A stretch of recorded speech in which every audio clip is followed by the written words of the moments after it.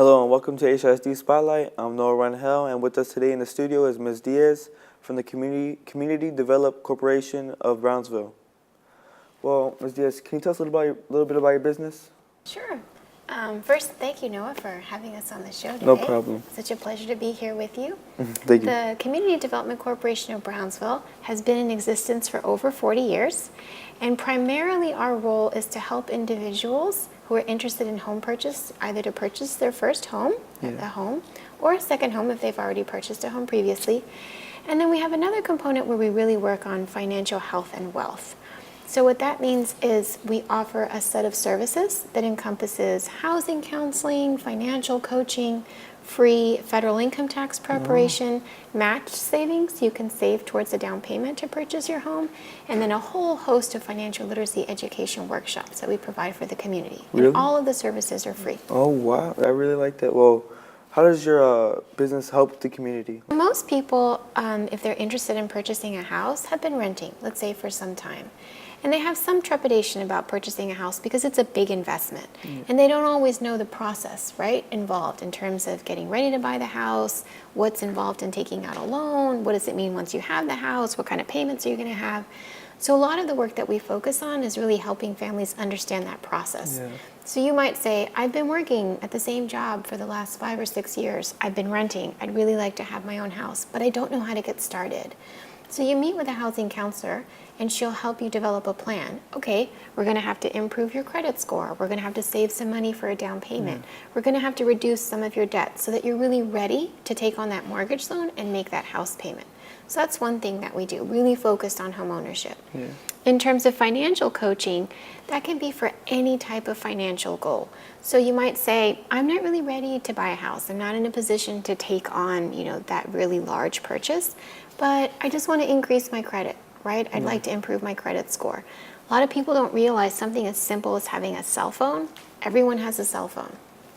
If you have a cell phone and you have subprime credit, which means you're under 640, then you're paying more per month for your cell phone plan than someone who has prime credit, right? At least at 640 and above. So it's not just for big purchases like buying a house or buying a car. It impacts your little day-to-day financial transactions. Wow. Well, which documents do you have to take to for a home buyer fair? Good question. If you come just for an info night and you have completed the application online, if you're ready to talk to a counselor, we do ask for you to bring a couple of things. And sometimes people ask, why do I have to bring all these papers? It really helps us assess your financial situation. Yeah. So if you're working, your last 6 pay stubs, your 2 most recent bank statements, you need a valid ID and a social security card, and we use that information to ensure that you say who you say you are, right? Because we're going to run your credit and we want to make sure that all of that is valid. If you bring that information, it really gives us a starting place to see how are you in terms of your finances? How financially fit are you in this moment? Yeah, well, how can we apply? Good question. There's 2 ways. We have an online application, which we really recommend for the clients that we work with. You can go to our website, cdcbrownsville.org. You just click apply. You can apply in either English or Spanish. It's a 1-page application. It's very simple. Once you submit that application, we can make an appointment. You can meet with one of the coaches. We also have a coach who comes to Harlingen, so you don't have to come to Brownsville. On Thursday afternoons, we see clients in Harlingen, so you don't have to come all the way to Brownsville. And then if you feel like, well, I don't really like using the computer, I'm not really comfortable doing things online, we also have a paper application you can fill out and then just call to make your appointment. Oh, well, how can we qualify? Good question. So anyone qualifies for all of the services that we provide. Again, everything that we do for the community is free of charge. So anyone can have an appointment with a housing counselor, a financial coach. For tax purposes, if you want to have us prepare your tax return, you have to make less than $54,000 a year in order for us to do it for free. And those are guidelines by the Fed. So anyone qualifies for all of the services that we provide. Now, we also provide down payment assistance for individuals who want to purchase a house. So for example, you could receive up to $25,000 for a down payment in the city of Harlingen to purchase a house here in Harlingen. those guidelines are set by the Fed, so it's based on your income and your household size. So not everyone will qualify for that down payment assistance, but anyone can get a loan through CDCB. That's mostly anybody, most like the variety, or The majority of clients that we serve, yes, right now are under 80, so they qualify for some type of assistance. But again, for any of the services, they're free, so anyone is eligible. Okay, I'd like to ask, why did you get into this line of work? What made you want to join into this? Well, it's kind of a long question, but I'll try to keep it short. I studied for a very long time, work around financial services and low-income communities that are a lot of times excluded from mainstream financial services. And I have a very specific interest around something that's called the racial wealth gap. And in terms of, to think of a way to explain it. So we know that there's a lot of income inequality in the United States, right? But in terms of wealth inequality, it's much, much, much worse. So, for example, the average Hispanic woman between the ages of 18 to 64, her net worth is $100, right? $100 is what she owns in terms of net worth. If you compare that to white women, right, in that same age group, it's around 15,000. So that's just looking at women very specifically. In terms of the larger population, we know that dollar for every $1 owned, right, by a white person in the United States, Hispanics own 7 cents, right? So 7 cents to the dollar. And why is that? Because our net worth, what we own, right, is so small. So in other words, we owe, right, in terms of assets and liabilities, more than we own as a community. And that's something that is of interesting to me. And this work that we're moving towards is really trying to move the needle on that a little bit.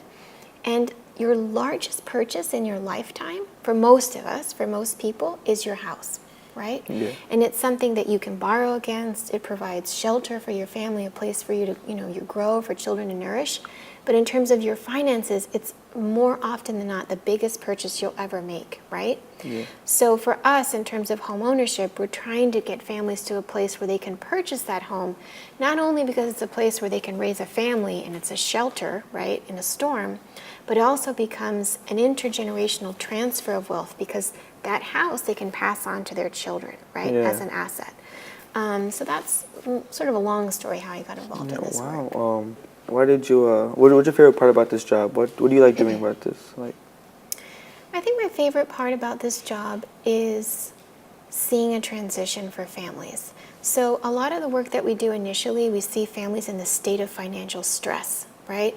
It's like they're caught in a cycle of chronic financial illness, either because they make very low wages, or they work at a job, for example, where they don't make the same amount every week.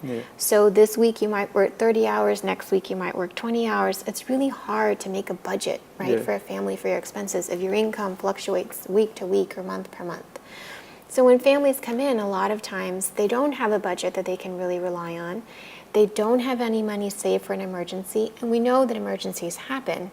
So our job is really trying to take families out of this place of financial stress and help them smooth out their income and then have something to fall back on for when they have a financial emergency so that they don't end up at a predatory payday lender or finance company, one of these cash stores, when they really have a financial emergency and they just need access to $400.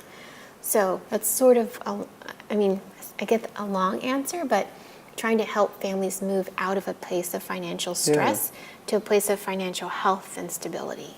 Well, first off, I'd like to thank you for that. And, is there any tips you'd like to give us, like about financial or anything? Any tips? Yeah, I think the first thing that we try to start people with, and this includes all individuals, because we see mostly adults that come in for financial coaching or housing counseling, but we also work with youth, right? And one of the things that we look at first is just your credit score, right? We have a billboard with one of our counselors that just says, know your score. It's kind of like for diabetes, just know your sugar level, know your cholesterol, just know the facts, know where you are. And it's something that's easily accessible. You can go onto our website. We have a partnership with NerdWallet, so you can get your TransUnion score for free.